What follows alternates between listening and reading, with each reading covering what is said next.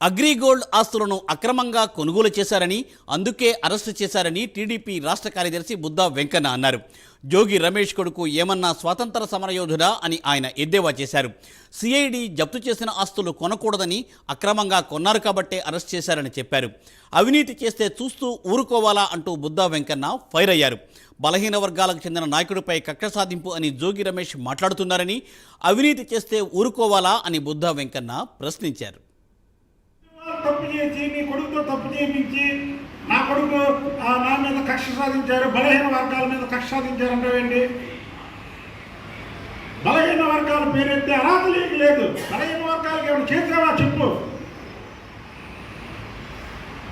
నీ సొంత డబ్బులతో ఫలానాది నేను చేశాను అని చెప్పు.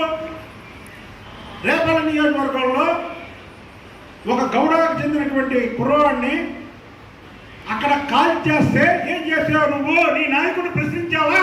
ఇవాళ నీ కులం గురించి చెబుతున్నటువంటి నువ్వు అక్కడ ఒక కుర్రవాడిని తగలబెట్టాడు. నువ్వేం చేసావు? నీ నాయకుడు ప్రశ్నించావా? ఏంటంటే మా కులస్తండి ఇలాగా కాల్ చేస్తే ఏంటని నువ్వు మంత్రి పదవి రాజీనామా చేసావా?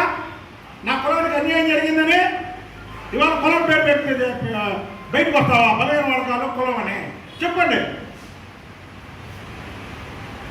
కాగి వెంకటరావు గారు గౌడసే, కొరగాల నారాయణ గారు గౌడసే, అరంగాని సత్యప్రసాద్ గారు గౌడసే, స్వాతంత్ర సమర యోధులు గౌతు లచ్చన్న గారు, ఈ రాష్ట్రంలోనే ఎంతో పేరు ప్రఖ్యాతులు గాంచినటువంటి గౌతు లచ్చన్న గారు కూడా గౌడసే. ఎంత గౌరవమైనటువంటి వ్యక్తులండి వాళ్ళు. ఎక్కడైనా అవినీతిలో ఎలిపెట్టారా? ఎక్కడైనా పాపాలు చేశారా? ఎవరన్నా దుర్భాషలు ఆడారా? వాళ్ళు గౌడ జాతి